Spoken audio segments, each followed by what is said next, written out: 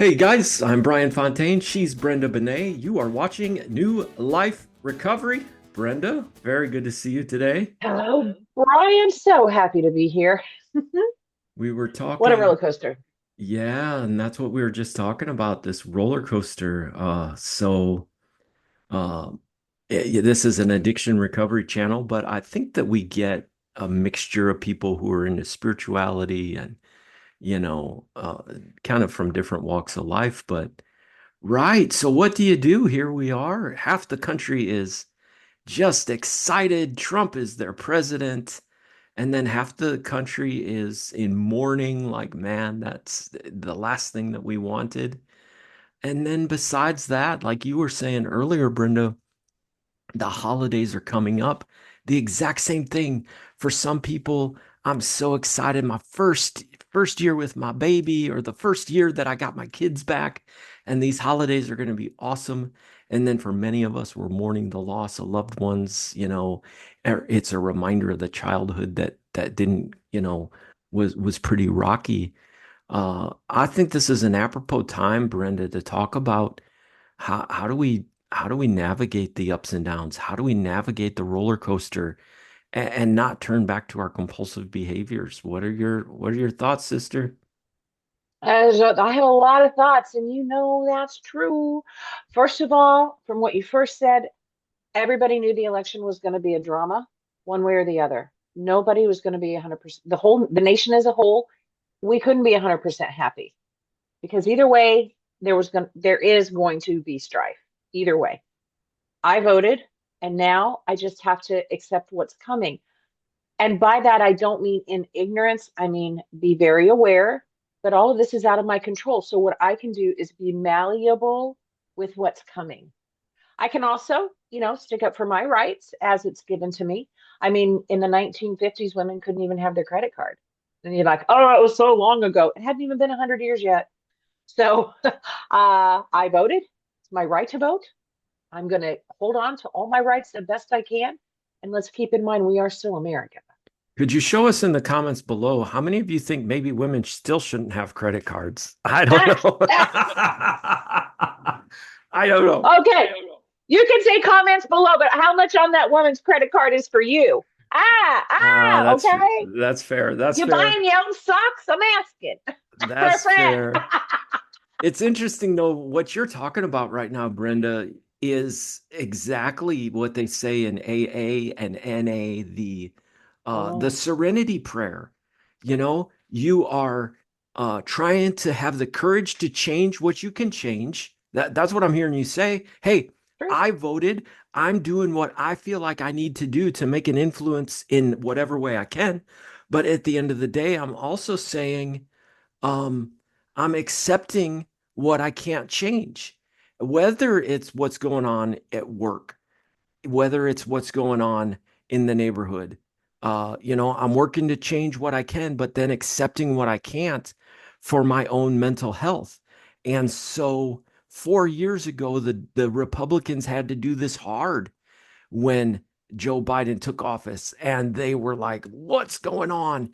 And now the exact same situation has happened for Democrats. And yeah, at the end of the day, I can keep fighting for what I believe and accept what I can't change. It's what they call in dialectical behavioral therapy radical acceptance. I'm going to radically accept that this is the way it is, and kind of like this idea of I need to do me right now. And you do have to do you. And you're allowed to be upset about the results, or you're allowed to be happy about the results. But what you need to do is parent your own emotions when they overflow into other people, when you're trying to shake them into your beliefs. Because guess what? I don't like to be shaken into a belief. I like to get educated. I like to do my research. I don't just take what's out there. I mean, you have to do your own thing, but it takes effort. If you want to go along with the crowd and just be angry over here or be elated over here, what is the saying, Brian? If you stand for nothing, you fall for anything. I like that sentiment, Brenda. I've seen on Facebook, I'm a spiritual person, although I fell miserably at it. And those of you who know me, Well, we all do. could testify. But I see on Facebook both conservative and liberal friends who are frankly hateful to each other. Yes. And so I'm just resonating with what you said. I'm agreeing with that. Like, let's get to the point where I love you to death. You were always my sister, and we voted differently, and And that's the way it used to be. I yeah, think it used to be that way, or maybe I was just ignorant. I don't know. And I freely admit that because I used to be, and I still think I can get along with everybody. But certain people, I have to keep my opinions to myself. I know it's going yeah, to cause a fight. And that's where wisdom comes in when yeah. they're ready. But, But why be this pent up anger, right. and why see each other as the adversary, rather than, hey, we have differences of opinions on the best way to get to where we want to go. We all want the country to go in the same direction. We all want good for the country. We have very different ideas on how to get there, and ideologies, of course. And that also leads us additionally to a different level of isolation when we feel that we can't connect with maybe our dad that voted a different way, or our son that has voted a different way, or daughter that has voted a different way. So, with what is going on right now, there's a certain separation, a certain isolation. People who we thought we would be friends with or connected with for a very long time has made it pretty clear they disagree with me and they're calling me stupid. So I am not going to rush into making more of a connection with that relationship. If anything, I'm going to back away from it because I am not stupid and I do have a right to my opinion. But now here we are going into the holiday season. We're already predispositioned to be solitary. And if we're already solitary and then the connections that we thought we were making are severed, we have to figure out how to be okay with ourselves.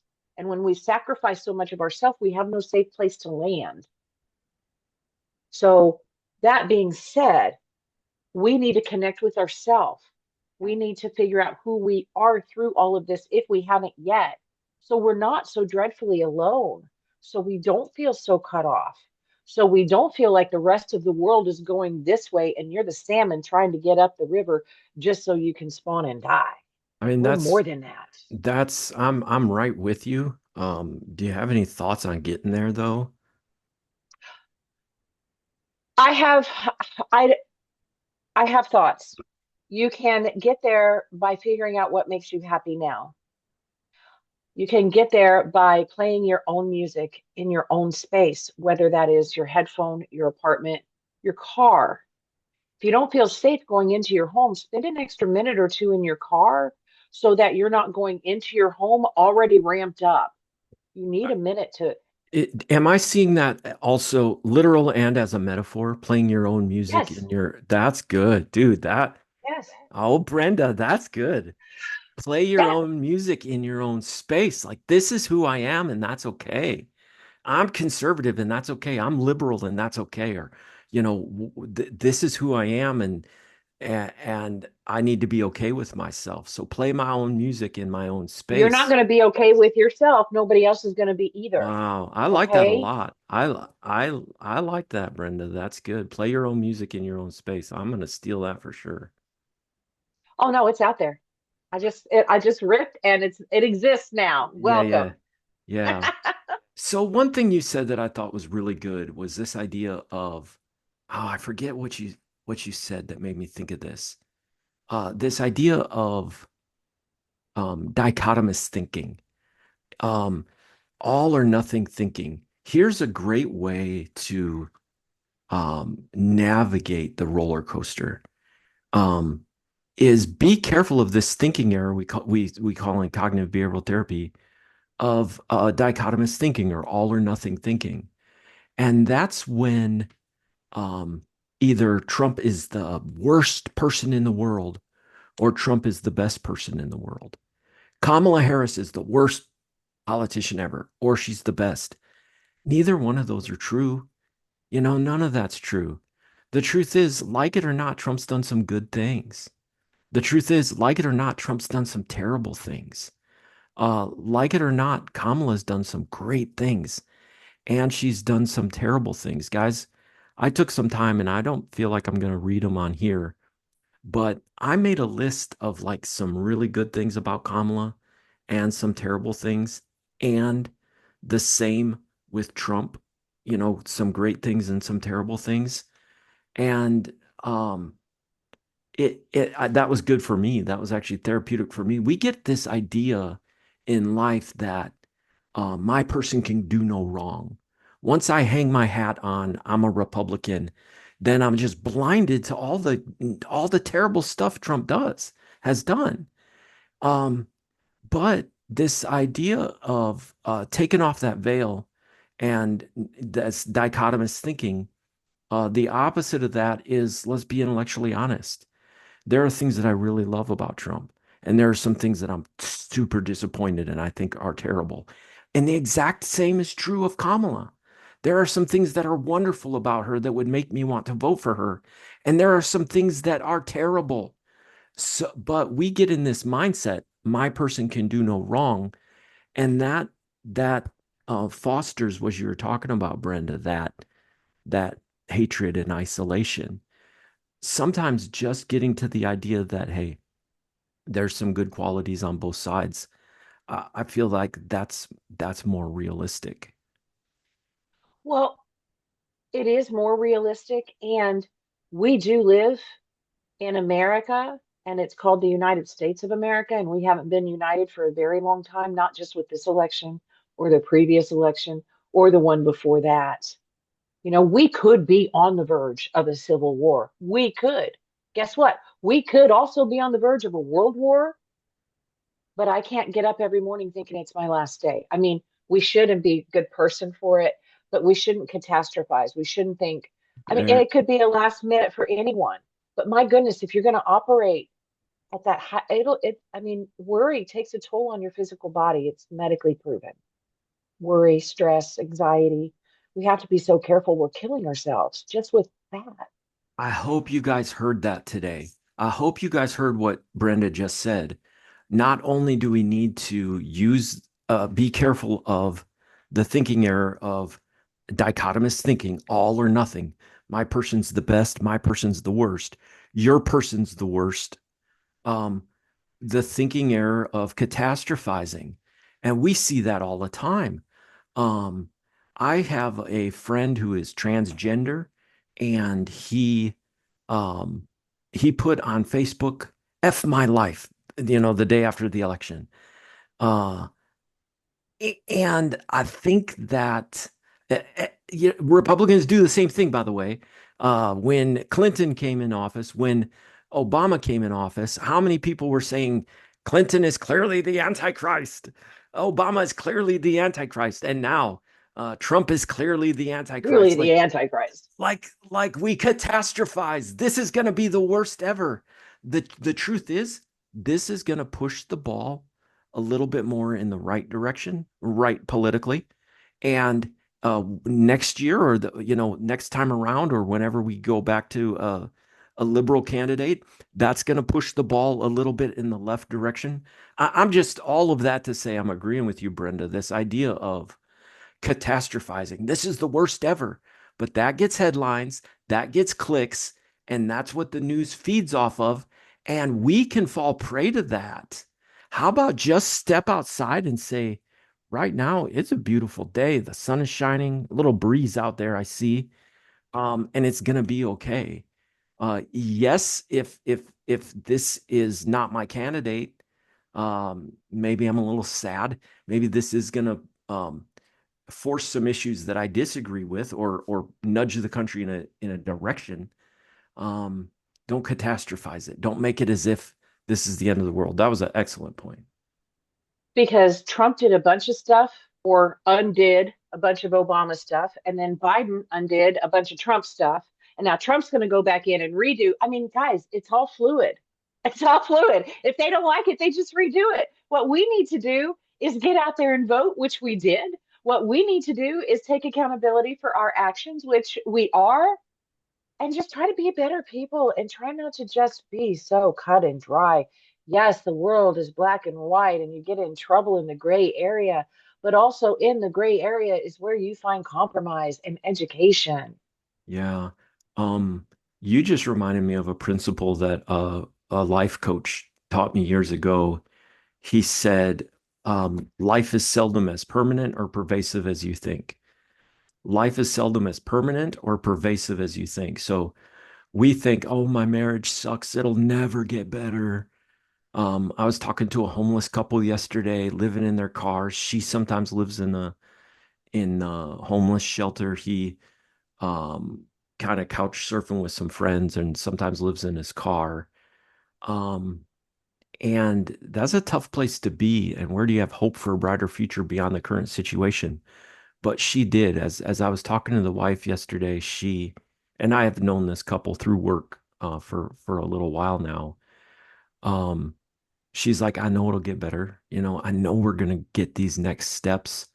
And that's an extreme case to prove this point. Like, it's not forever.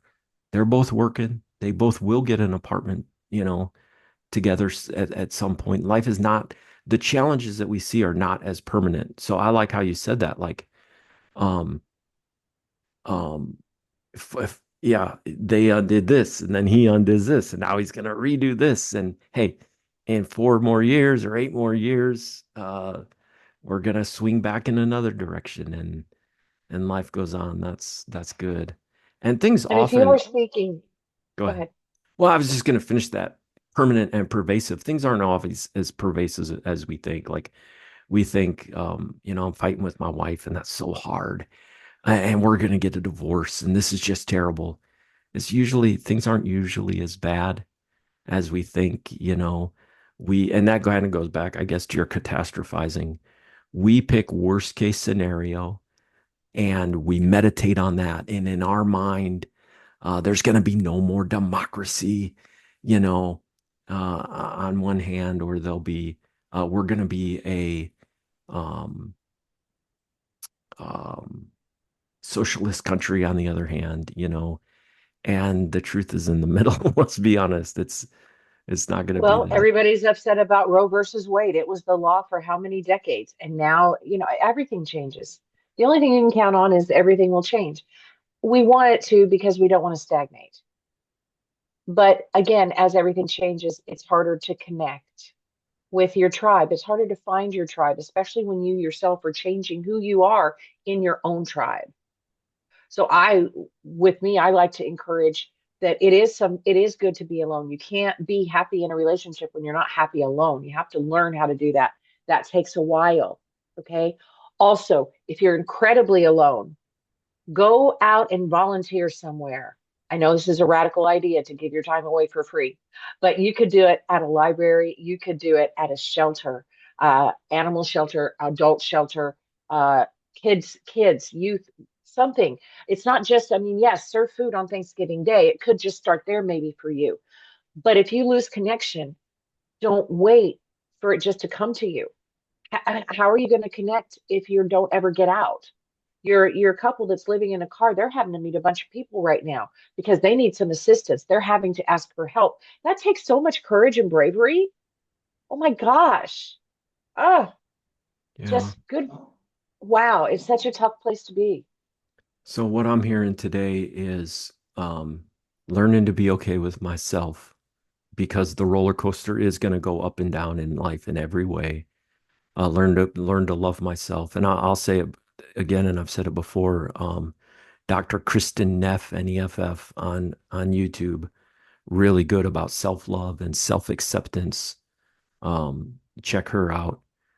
But then don't catastrophize. Don't make it worse than it is. It's probably not. And then don't have this all or nothing thinking. Um, but yeah, I like the direction that you're going, Brenda, with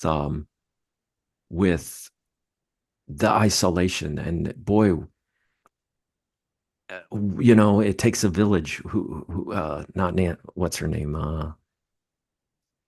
Hillary Clinton takes a village, that's the name of her book. Um, Gosh, she wrote a book. Oh, um, I'm not a political person, so I didn't know that. But yeah, it does. It takes a village. But you're part of that village. You don't just want the village to serve you. Who are you serving to be part of that community? What are you doing? yeah, give back. That's good. That's good, Brenda. Any final thoughts on this? Fascinating topic. I appreciate you bringing up this topic. Oh, I'm happy that we can talk about it, and I'm happy that I'm not alone in how I feel, and you aren't in how you feel, and whoever gets to see this, they're not going to be alone. It's Yeah. it's a it is an interesting time to be alive. It is an interesting time to learn. And with the way technology is and AI is, I just want everybody to be safe out there. That's all I'm going to say. Yeah. Awesome. I robot anybody? No. Okay. What a Leave on a fun, giggle. what a fun video today. And apropos, we needed this. So I appreciate you bringing this topic to light, Brenda. And guys, I'm Brian. She's Brenda on YouTube at New Life Recovery. Until next time, we love you and be well.